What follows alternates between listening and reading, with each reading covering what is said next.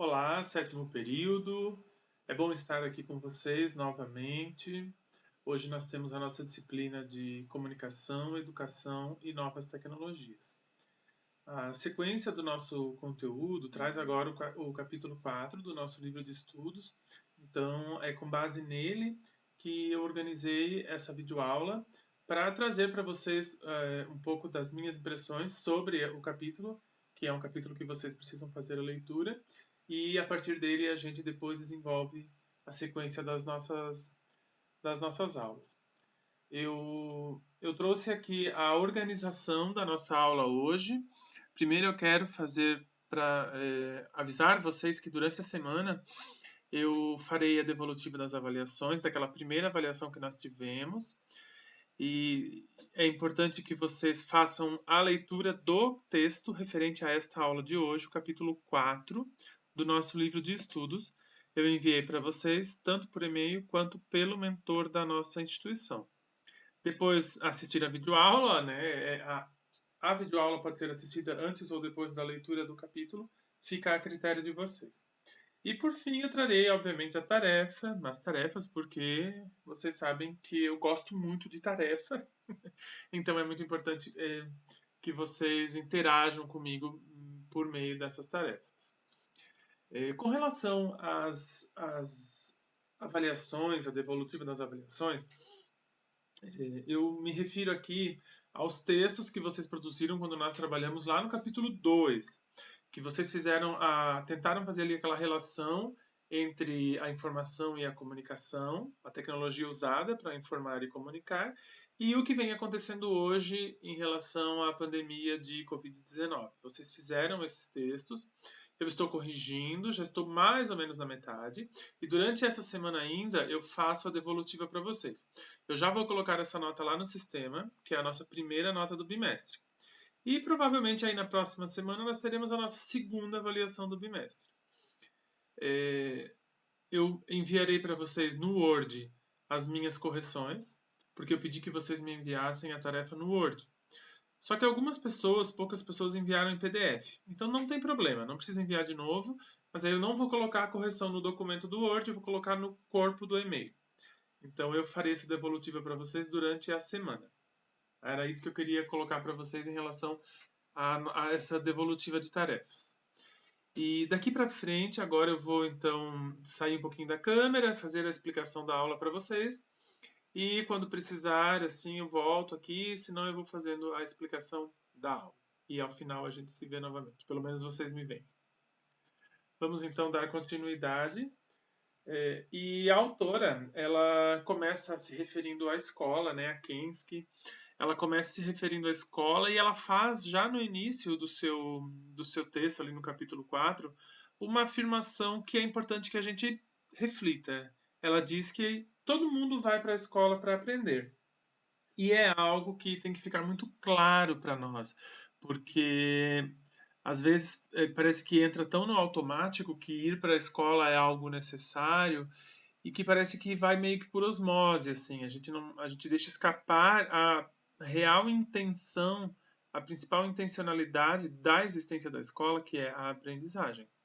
A escola é uma instituição social que tem importância fundamental em todos os momentos de mudanças na sociedade. Em todos os momentos em que a sociedade mudou ou precisou mudar, a escola esteve ali, presente, e ela se constitui como uma instituição essencial para o desenvolvimento, tendo em vista que mudança refere-se a desenvolvimento da sociedade. Hoje, século 21, no ano 2020, nós temos uma concepção liberal de escola, que é uma configuração adotada pelo atual sistema capitalista em que a gente vive. Então, está muito forte na atual concepção liberal de escola, nessa atual escola capitalista, a ideia de formar novos quadros de profissionais. Em muitas escolas, parece que esse objetivo de formar para o trabalho e para esse novo trabalho está acima da formação humana, está acima de qualquer outro propósito que a escola possa vir a ter. E também a escola tem assumido, dentro dessa perspectiva do liberalismo, desse capitalismo desenfreado, a ideia de formar consumidores letrados. Porque se nós temos todo um desenvolvimento na sociedade, se nós temos todo um desenvolvimento tecnológico, é necessário que existam consumidores para isso. E que as pessoas estejam aptas para ser consumidoras da tecnologia. Então, às vezes, a gente na escola também, e é bem importante que a gente foque nisso, preste atenção, nós, às vezes, na escola estamos trabalhando a serviço dessa concepção ultraliberal, ultracapitalista, que visa formar consumidores. Nós não podemos nos eximir dessa responsabilidade. Às vezes, a gente assume ingenuamente essa postura e atua, sim, na formação de consumidores. Por isso é importante uma criticidade em relação ao papel que nós, docentes, desenvolvemos na escola. É bem importante pensar sobre isso. Existe, segundo a autora, uma relação cíclica quando a gente fala do acesso à informação e da constante atualização pelo qual esse acesso passa. Nós temos constantemente uma atualização dos sistemas, uma atualização das novas tecnologias, uma atualização do que é de ponta e do que realmente está fazendo diferença em determinado momento na sociedade. Então, para que a gente tenha acesso a isso, a gente precisa estar se atualizando o tempo inteiro. E isso é cíclico. Você quer ter o acesso, você precisa se atualizar, você se atualiza, mas aí surge uma outra informação, uma outra tecnologia, e aí você tem que se atualizar de novo. E aí a gente tem que estar correndo em busca disso o tempo inteiro. E muitas vezes a escola acaba se configurando como um espaço fundamental para alimentar essa relação. E aí entra esse modo de vida. Hoje a gente vive, é muito comum, a gente percebe isso, esse modo de vida corrido, esse modo de vida desenfreado, em que você parece que está sempre para trás, e que é uma característica do sistema capitalista em que a gente vive, que eu preciso buscar o tempo inteiro, que eu preciso estar correndo o tempo inteiro atrás, porque estão surgindo novidades, estão surgindo outras situações, outras informações, outras tecnologias que aquele ali que é o meu concorrente tem acesso, então eu preciso me atualizar para ter acesso àquilo ali também. E aí a gente vive nessa constante corrida desenfreada que nos é imposta por esse sistema capitalista. E a escola acaba desempenhando esse papel de instigar as pessoas a entrar nesse mecanismo, nessa roda que não para de girar nunca e que interfere diretamente no nosso modo de vida. Mas será que é essa a função da escola na atualidade? É para isso que existe escola? É para isso que nós, professores, vamos lá até a escola todos os dias ensinar nossas crianças? Não, não é essa a função da escola. Acho que isso já está bem claro para nós, né? A escola precisa formar cidadãos para a complexidade do mundo. Sim, o mundo é muito complexo e nós precisamos estar atentos a isso e levar isso como informação lá na escola. Nós precisamos sim formar pessoas flexíveis profissionalmente. Nós não precisamos negar o capitalismo. Nós vivemos em uma sociedade capitalista e em que o mercado de trabalho, a profissão, o trabalho, ele tem se tornado cada vez mais flexível. O trabalho ainda é essencial, é o trabalho que faz gerar o mecanismo, inclusive do capitalismo, mas esse trabalho vem se configurando em funções distintas, muito flexíveis, que a escola precisa estar atenta. E também nós precisamos formar pessoas conscientes da fragilidade das conquistas sociais tradicionais e lutar contra essa fragilidade. Aqui é muito importante. A escola precisa sim trabalhar dentro de preparar as pessoas para viver nesse mundo que a gente vive, independente de concordarmos ou não, é para esse mundo que nós estamos preparando as crianças na escola. Só que ao mesmo tempo, a gente também precisa alertar para essas pessoas que nós estamos formando de que as conquistas sociais que nós obtivemos no decorrer da história, elas estão cada vez mais fragilizadas. E a gente vê muito facilmente hoje, quando a gente vê os governos falando de reformas, né? Reforma trabalhista. O que são essas reformas trabalhistas que estão sendo feitas? São reformas que vêm tirando dos trabalhadores direitos que eles já tinham conseguido historicamente. Reforma da Previdência vem tirando das pessoas direitos que elas tinham conseguido historicamente. E aí são justificativas muito frágeis, muito fracas, que se utiliza para nos convencer de que essas mudanças são necessárias, né? Elas não se sustentam. Então, nós precisamos também, além de não só adequar os estudantes a esses novos modelos profissionais de trabalho, mas também torná-los conscientes do quão frágeis são as conquistas sociais que nós tivemos tradicionalmente, para que essas pessoas tenham ferramentas para se defender e para lutar contra essa fragilidade. A função da escola, então, ela, dentro dessa lógica, ela precisa entender que há um desenvolvimento científico e tecnológico, isso é inevitável e vem se desenvolvendo no decorrer da nossa história. Há uma globalização da economia no mundo, e essa globalização da economia, ela deve-se em grande parte a esse desenvolvimento científico e tecnológico, e isso tem nos levado para uma sociedade da informação. Isso tem nos levado para uma nova sociedade que os teóricos têm nomeado como sociedade da informação. Então, há aqui um movimento, né, que é esse movimento contínuo de um desenvolvimento científico e tecnológico dentro de uma economia globalizada, de um mundo globalizado, que nos coloca hoje vivendo dentro de uma sociedade da informação. E aí no Brasil, né, o nosso país também está vivendo dentro dessa perspectiva de sociedade da informação. Mais especificamente, quando a gente volta nas análises documentais das políticas públicas brasileiras, a gente vê que essas políticas de inserção do Brasil na ideia de sociedade do conhecimento, sociedade da informação, elas decorrem de políticas públicas bem específicas a partir de 1999, ainda antes dos anos 2000, por meio de um primeiro documento que foi pioneiro, que foi o Livro Verde da Sociedade da Informação no Brasil. Então, esse documento é um documento referência e pioneiro na inserção do Brasil nessa lógica de sociedade da informação. Pensando em sociedade da informação, essa perspectiva teórica, metodológica, ela propõe o uso amplo de tecnologias na educação. Então, para que a gente alcance uma sociedade da informação, a gente precisa ampliar a utilização das tecnologias na educação.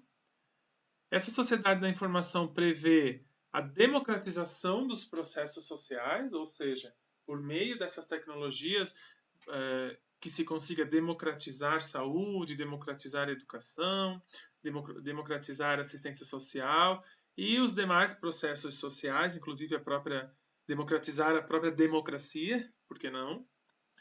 A sociedade da informação visa ampliar a missão social e educacional da escola, tendo em vista que a partir de uma absorção das tecnologias, de uma ampliação da informação no ambiente educacional, você consegue fazer uma ampliação do impacto da escola. E essa sociedade da informação também almeja formar mais do que consumidores e usuários de tecnologias, mas sim produtores e desenvolvedores de tecnologia.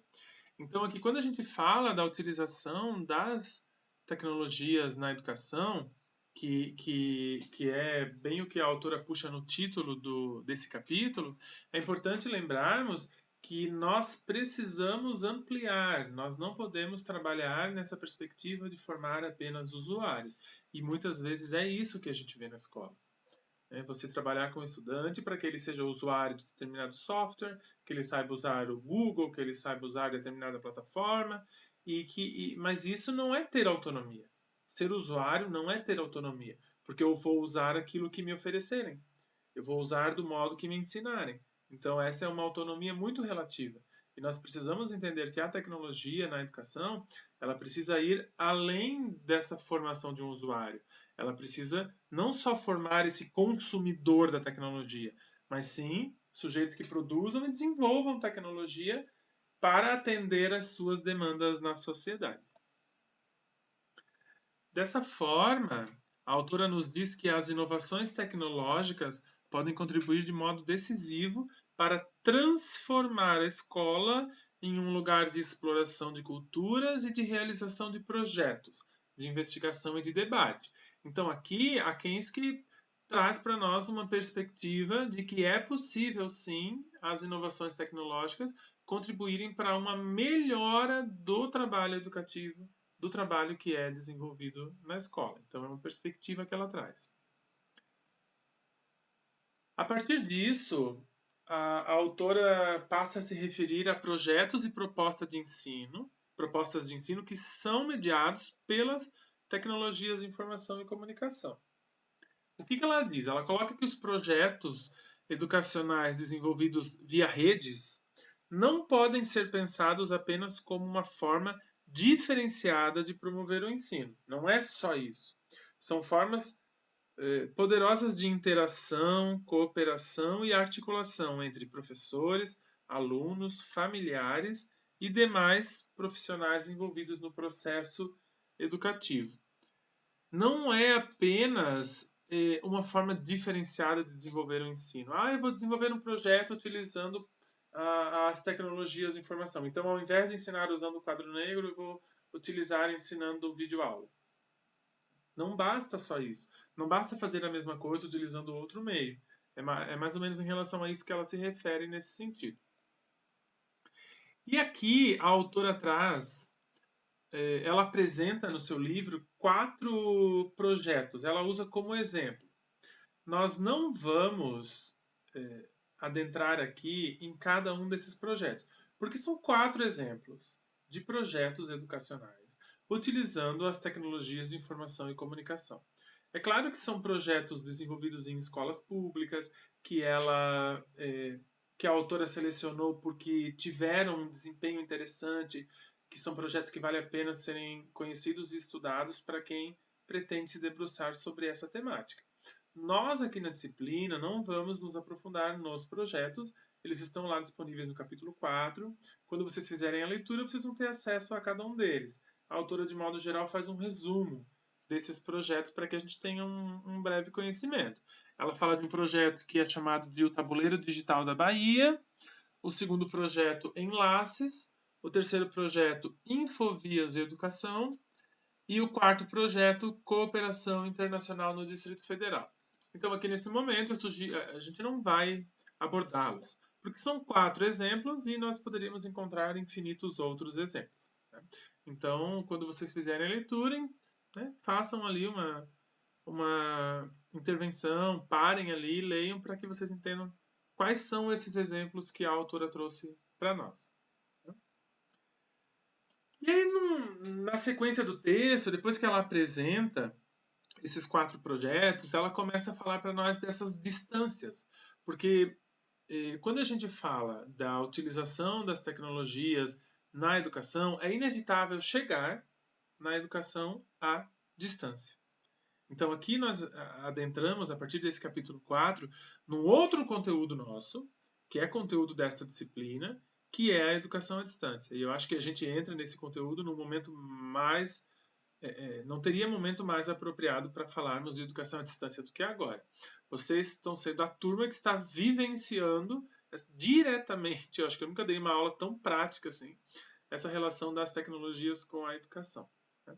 Então aqui ela começa a falar da educação à distância e ela inicia se questionando: qual a real distância da educação?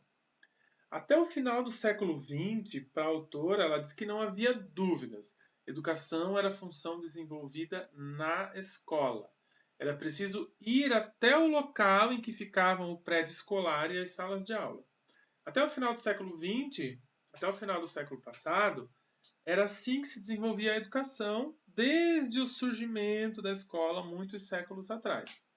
Havia já a educação à distância, mas sem a internet ela era remota e complexa. Aqui é importante lembrarmos, gente, que no século passado, no século XX, já existia educação à distância, mas não era essa educação à distância via internet que nós temos agora. Havia educação à distância por correspondência, havia educação à distância por rádio, havia educação à distância por televisão, que nós já conversamos um pouco sobre isso nas nossas primeiras aulas. Mas ela não era uma educação com a interação que a internet oferece. O grande diferencial era a interação. Ela era uma educação à distância, porém remota. E aí, quando a autora aborda a educação à distância, ela gosta de deixar bem claro que a educação à distância é uma modalidade de ensino que se diferencia da educação clássica, que nós chamamos de presencial, que é oferecida no espaço escolar. A educação à distância se caracteriza pela possibilidade de deslocalização espaço-temporal. Aqui é importante também já abrir um parênteses, vocês vão perceber já nos próximos slides, que espaço e tempo são os grandes diferenciais que caracterizam a educação à distância. E sobre as distâncias, né, falando que distâncias são essas, a autora destaca as seguintes. Ela fala da distância geográfica, que é uma característica da educação à distância, que se refere à distância física, quando a aula é levada até o espaço em que se encontram os alunos, porque geralmente é o contrário. Quando a gente fala da educação clássica, da educação presencial, os alunos é que vão até o espaço da escola. Na educação à distância é o contrário. É a escola, a educação, que tem que ir até o espaço em que o aluno está, qualquer que seja o espaço. Então aí já é uma diferença bem grande. Uma segunda distância que a autora aborda é a distância temporal. E aqui ela fala da liberdade de horário para estudar, que é algo que é muito importante para muitos estudantes, principalmente para aqueles estudantes que trabalham e que aí precisam ajustar o seu tempo, pessoas que não têm um horário fixo de trabalho. E também ela fala que essa distância de tempo permite maior respeito ao ritmo de cada aluno. E aqui o ritmo de cada aluno é algo que nós, mesmo na educação presencial, temos como um dilema. Vocês lembram disso? Que a gente fala aqui numa sala de aula, a gente tem estudante que já está mais lá na frente, avançado. Quando você passou 5 tarefas, tem aluno que já acabou e um aluno que ainda nem terminou a primeira. Então, essa relação do tempo também é um pouquinho redimensionada na educação à distância. E, por fim, ela fala de uma distância tecnológica. Como assim distância tecnológica? Ela fala da velocidade da evolução tecnológica, que as pessoas muitas vezes, ou o aluno e a instituição, não estão na mesma velocidade da tecnologia. Ela fala que as tecnologias muitas vezes ficam obsoletas, então é complicado para uma instituição ou mesmo para o estudante fazer um alto investimento em tecnologia, se dali um ano ou dois essa tecnologia já está obsoleta, já não é mais a tecnologia necessária, não é mais a tecnologia que precisa ser usada. E também fala de competências básicas, porque se você, o estudante, não tem competências básicas para utilizar aquela tecnologia que a instituição está oferecendo na modalidade à distância, ele não vai ter aproveitamento. Então, se a instituição a qual eu me matriculei em uma educação à distância oferece a tecnologia X e Y, mas eu só estou apto, eu só sei utilizar a tecnologia X, essa Y eu não sei. Então, o meu aproveitamento não vai ser adequado se há aí uma distância muito grande entre a tecnologia utilizada e a tecnologia que eu domino ou a que eu não domino. E, por fim, um acesso universal. Se a educação é à distância, é essencial que todas as pessoas tenham acesso a essas estratégias à distância, a essa tecnologia. Esse acesso tem que ser universal. Aqui eu aproveito para abrir um outro parênteses com relação ao que nós estamos vivendo agora. Eu sou professor da rede municipal, vocês muitas são professoras em algumas instituições, e em alguns casos nós estamos tendo que ofertar educação à distância por conta da pandemia de coronavírus, que nós estamos em isolamento social.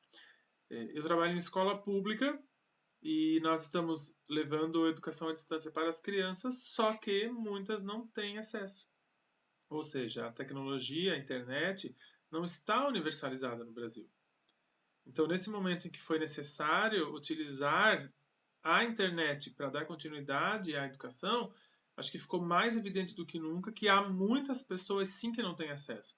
E não é só na educação básica pública. Entre vocês, estudantes, eu não sei se vocês sabem, mas tem pessoas que não estão tendo acesso, que estão com dificuldade, porque não tem internet, porque não tem um Wi-Fi de qualidade, porque terminou o pacote de dados que ela tinha para o mês inteiro em 2 dias assistindo videoaula, porque não tem computador, não consegue acessar tudo pelo celular, ou porque o celular estragou, enfim. Né? São N possibilidades aí que nos fazem perceber que estamos bem longe, pelo menos falando da realidade do Brasil, de acesso universal à tecnologia, que nesse caso é basicamente mais importante é a internet. E aí a autora chega num momento em que ela fala um pouco da questão terminológica, de termos, porque ela se pergunta e nos pergunta, né? Estamos falando de educação à distância ou de web learning? Estamos falando de uma aprendizagem pela rede. Nesse campo, ela nos alerta que há expressões utilizadas como equivalentes, como sinônimos, mas que apresentam diferenças importantes entre si. E aí ela aponta para nós que a EAD, é importante lembrarmos dessa sigla, né? A educação à distância, ela utiliza de diferentes meios que não são só a internet. E no que a educação à distância se baseia? Na distância física e na flexibilidade de tempo. Então, a educação à distância, gente, não é só pela internet. Hoje ela está muito fortemente pela internet, mas vamos lembrar que ela já foi muito forte pelo rádio, já foi muito forte pela TV, já foi muito forte por correspondência e ainda existe nessas modalidades. Ela ainda não deixou de existir nessas modalidades, até porque a internet não está em todos os locais. Mas o que caracteriza a educação à distância é essa relação entre a distância física, geográfica, e também a flexibilidade do tempo. São características bem marcantes da educação à distância. Depois a autora nos fala sobre a educação online. A educação online é uma modalidade de educação à distância, é um tipo de educação à distância que é realizada pela internet. E aqui a sincronização, a comunicação pode ser síncrona ou assíncrona. O que é isso? Essa comunicação síncrona ou assíncrona? A comunicação síncrona é quando nós estamos sincronizados, ou seja, estamos ao mesmo tempo conectados. Esse exemplo, nós podemos utilizar as aulas por webconferência. Tem professores de vocês que eu sei que estão utilizando as aulas por webconferência, que é uma comunicação síncrona. Todas as pessoas têm que estar ali ao mesmo tempo. Ela é interessante porque possibilita a comunicação, a conversa em tempo real, porém, ela limita, ela não traz a flexibilidade de tempo. Porque se eu, no determinado momento em que foi agendada a aula, não posso assistir por qualquer motivo, porque eu tenho outro compromisso, porque a minha internet caiu, ou porque eu tive que fazer outra coisa, ou porque eu fiquei doente, eu perco aquela aula. E nós temos também a comunicação assíncrona, que não tem sincronidade de tempo, que é como nós estamos trabalhando nessa videoaula. Aqui a gente perde na interação, porque vocês podem estar assistindo agora e terem vontade de fazer uma pergunta, mas não dá para fazer a pergunta no momento em que o professor está falando. Você tem que ir ali no comentário do vídeo deixar uma pergunta, ou por e-mail, para ser respondida depois. Então, não tem sincronicidade, é assíncrono, sem sincronia. Porém, a vantagem é que se você não pode assistir a aula naquele determinado momento, a aula fica disponível para que você assista em qualquer outro momento. Então, a gente tem aí perdas e ganhos em qualquer uma das formas. E aí a autora fala, por fim, do e-learning, que surge nas empresas como possibilidade de treinar os funcionários à distância com o uso da internet. Aqui a gente fala de algo que geralmente exige autoaprendizagem e tem pouca interação, mas que é bastante utilizado no ramo empresarial. Por fim, eu acho que é bem importante destacar, a autora coloca para nós que a educação à distância com qualidade é cara e trabalhosa. Aqui, ela evidencia para nós que nem sempre, e poderíamos dizer que na maioria das vezes, o que a gente encontra hoje de educação à distância não é a educação à distância como ela realmente deveria ser, pensando nessa educação à distância utilizando a internet. A maioria dos casos em que a gente busca e encontra deixam a desejar em relação ao que seria o ideal da educação à distância de qualidade. Porque com qualidade ela é cara e é trabalhosa. Ela possibilita a gestão individual de espaço e tempo para os alunos acessarem os conhecimentos e aprenderem respeitando seus ritmos e limitações. Esse seria o propósito de uma educação à distância com qualidade. E por fim, chegamos nas nossas tarefas. Eu vou listar aqui aquilo que eu preciso que vocês façam nessa semana, que não é nada demais, é bem simples. Tá? Basicamente, ler o capítulo 4. Então, quem já leu, ótimo. Quem não leu, precisa ler. Depois, assistir a videoaula, que vocês já estão assistindo, chegaram até aqui. Não tem problema se foi antes ou depois da leitura do capítulo. Mas é essencial a leitura do texto. Quero que vocês, durante a semana, e aí eu quero aparecer aqui para falar com vocês, acompanhem a digitação da primeira nota. Eu vou digitar a primeira nota durante essa semana. Então, fiquem atentos ao mentor. Eu vou devolver por e-mail o texto de vocês, com algumas colocações minhas. E qualquer problema em relação à nota, me procurem pelo e-mail ou pelo WhatsApp, pelos contatos. E deixar todo o conteúdo em dia para a próxima avaliação. É bem provável que já na próxima semana nós tenhamos uma avaliação. Então, deixem todo o conteúdo em dia, leiam todos os textos, reforcem as leituras. Basicamente, estudar. Tá? E assistir todos os vídeos, se por acaso vocês deixaram algum para trás. Acompanhem ali no meu canal, que eu tenho colocado sempre os vídeos com os títulos da disciplina. Tá? Primeiro o nome da disciplina. E também tenho enviado os links para vocês, tanto pelo mentor quanto pelo e-mail. Eu quero agradecer. Caso vocês tenham dúvidas, por favor, me procurem pelo e-mail e pelo WhatsApp. É um momento em que a gente tem essas opções, né? A gente consegue conversar pelo WhatsApp, consegue conversar pelo e-mail, pelos comentários ali no próprio YouTube mesmo no vídeo eu posso responder para vocês. Então façam a leitura, estudem bastante e nos vemos em breve. Forte abraço.